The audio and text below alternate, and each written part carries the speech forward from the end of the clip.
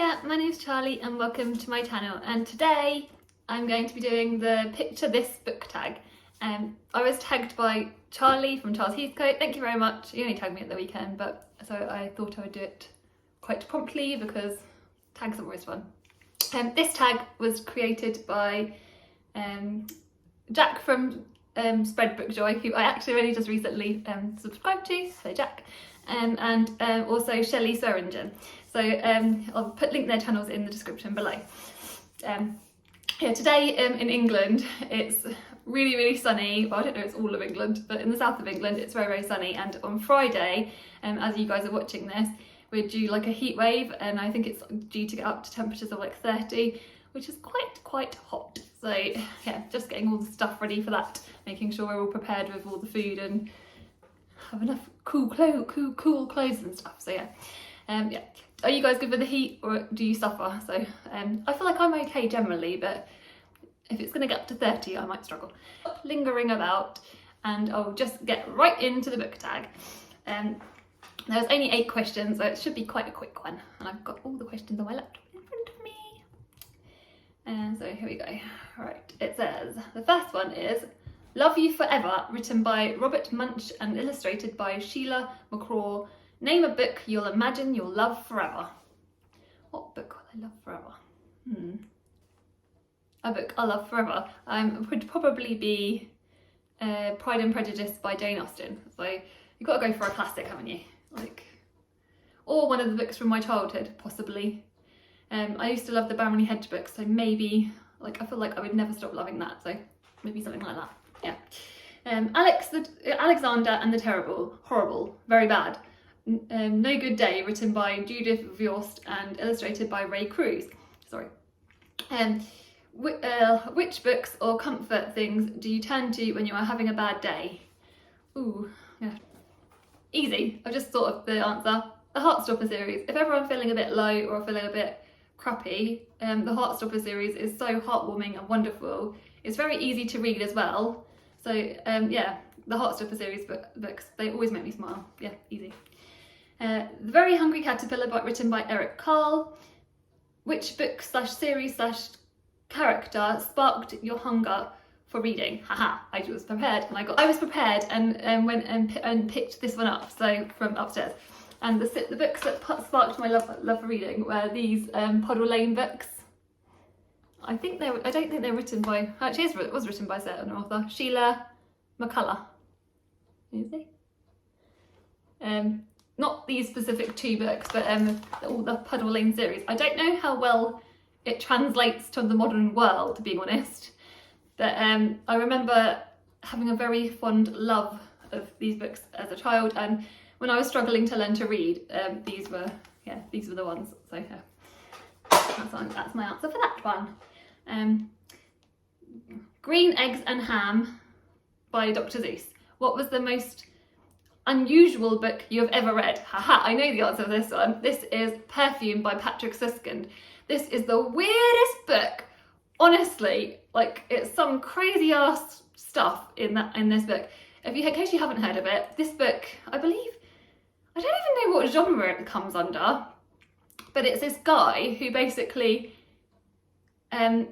is drawn to the flesh of human people, and he wants to make this like magical perfume, and he's convinced that by using the fresh skin of these, like, basically these young scented young ladies, and it's very obviously kind of gruesome in the premise of it, but also at the end, which I'm not going to like talk about it too much, but if you've read it, there's like basically the end is like goes into a whole other level of weird. And if you've read it, please tell me, because we can like laugh in the comments below about it. That is the weirdest ending ever, like nothing to do, oh my gosh, yeah, just crazy stuff, like seriously, you wouldn't even believe it. Where the Wild Things Are by Maurice Sendak. And what is your favourite book featuring the natural world? Right, I've just run upstairs for this, out of breath. This is easy to answer. This is The Natural World by Robert Macfarlane and illustrated by Jackie Morris. So the words, I don't know if you can see it. And it's just the most gorgeous book ever. It's like one of my favourite books of all time. And it's basically poetry. I'll show you like some of the not going to spoil all of it, but it's poetry. This is illustrations, and then you have an illustration, and then you'll have these words. So I'll show you. Sorry. You see you've got all these letters, and then where are we? I'll try and find the poem. So here we are. So you've got bramble, and down the side, can you see? This is just one example. Bramble, B-R-B. Look at my nails. B-R-A-M-B-L-E. So you each have a poem with a line of that, and it's just so gorgeous. It's filled with so many beautiful images, and I'm not going to spoil all of them, but yeah, it's one that me and my daughter have read together numerous times over the years, and also they've got a smaller version. I can't remember the name of it out, but I'll put that on the screen. Yeah, and that's just gorgeous as well. Not quite as big and not quite as delightful, because these are just hugely beautiful, but equally as lovely as well. So yeah, The Lost Words by Robert Macfarlane. Good Night Moon by Margaret Wise Brown, and illustrated. Do you read at bedtime? Do you read at bedtime? Yes, I do. Do you read to someone else at bedtime? I have done in the past, but my children are now 15 and a half and 13 and a half, so I do not read at bedtime anymore. Not that if they wanted me to, I would, but I don't think they would want me to. Did anyone ever read to you at bedtime? Yes, my mum did, all the time when we were younger, and there were, well, I've got 2 sisters and 1 brother, and also we had foster children in the house, so I don't know how she made time to read to us, but she did, until like we were like the ages that my children are. But yeah, she read to us a lot, and I think obviously that probably helped spark my love of reading. So yes, I did. I love my mum. Love you, mum, if you're watching. Sometimes she watches. Right, Guess How Much I Love You by Sam Brantley, and illustrated by Anita Jaram. Who had the biggest influence on you as a reader? Well, I've just answered that. Probably my mum. Also, my nanny Thomas, because when we were younger, especially in regards to poetry, she used to read. We would go over to her house, and she would sit us on her lap and just read to us and read poems. And like sometimes she wouldn't even read poems; she would just have poems that she'd memorised, and she was just so lovely. I like my nan's no longer with us, sadly, but yeah. So both my mum and my nan were probably the biggest influences on me as a reader, I would say. Very, very lucky. Yeah.